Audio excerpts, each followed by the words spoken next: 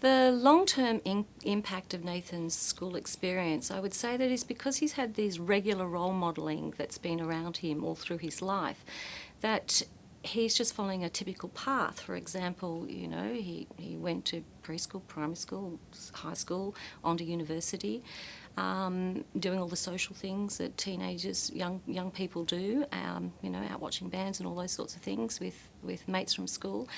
And then, of course, this move into his own home, which is the next big step for Nathan, and pretty age appropriate.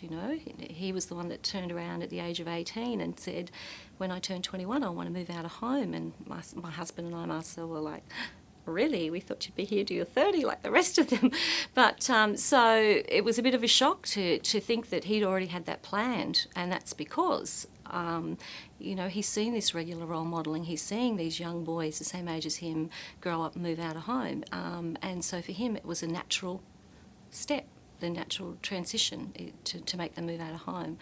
So I think what's important to note is that if he hadn't have had those mainstream opportunities, this inclusive life that he's lived, he probably wouldn't have had those thoughts in his own mind to have this as his next step, to know that this is the next step. So, it's really very rewarding for us as parents to see that he's seeing the picture without us having to be part of, that planning in that sense. He knows what he wants to do next because he's had those choices that he's been able to make.